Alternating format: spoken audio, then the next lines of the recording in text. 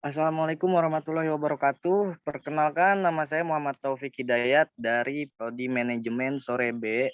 Ingin mempresentasikan tugas aspek hukum dalam bisnis tentang PT Jaya Abadi Finance, nama samaran. Dan untuk dosen pengampu saya Ibu Ade Purma Damayanti, maaf. Dan langsung saja ke materi. PT Jaya Abadi Finance, nama samaran. Uh, jadi di salah satu perusahaan tersebut ada namanya debitur bernama Windy. Dalam penuturannya juga menceritakan kronologi awalnya.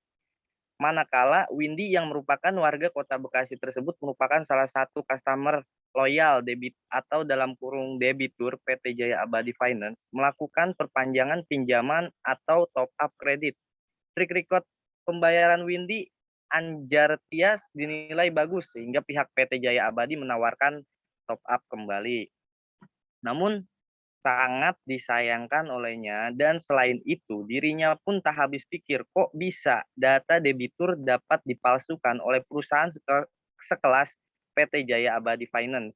Hal ini terungkap saat ditemukan dengan menjadi 2 pinjaman kredit oleh customer service ketika membuka data Windy, keduanya dengan satu data justru nyatanya palsu. Dan yang pertama ada sanksi pencurian data pribadi. Pada umumnya, proses peradilan suatu tindak pidana didasarkan pada Undang-Undang Nomor 8 Tahun 1981 tentang Hukum Acara Pidana atau dalam kurung KUHP. KUHP sebagai hukum acara berisi tata tertib proses penyelesaian atau penanganan perkara pidana yang dimuat dalam Kitab Undang-Undang Hukum Pidana atau KUHP. Mulai dari penyelidikan, penyidikan, penuntunan, peradilan, acara pemeriksaan, upaya hukum banding, kasasi, dan peninjauan kembali. KUHP dan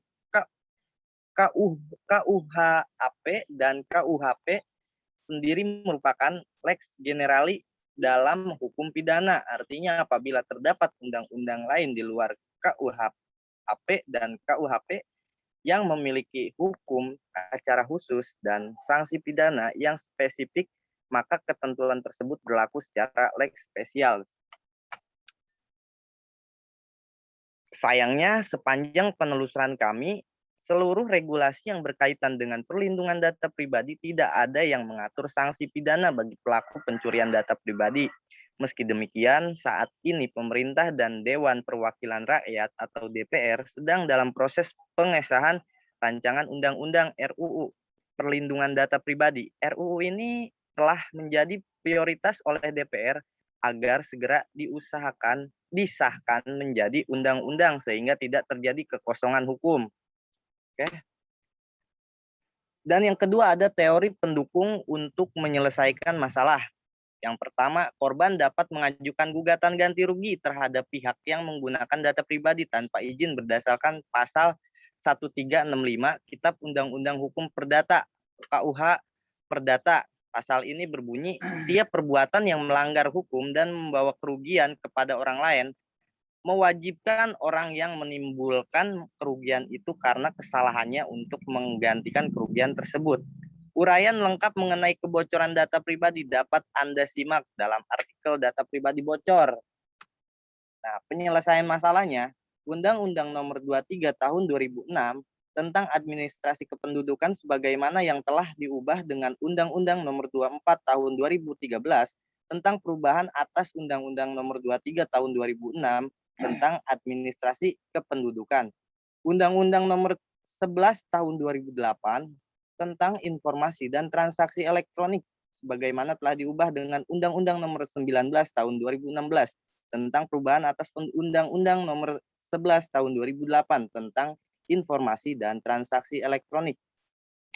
Peraturan Menteri Komunikasi dan Informasi Nomor 20 Tahun 2016 tentang perlindungan data pribadi dalam sistem elektronik.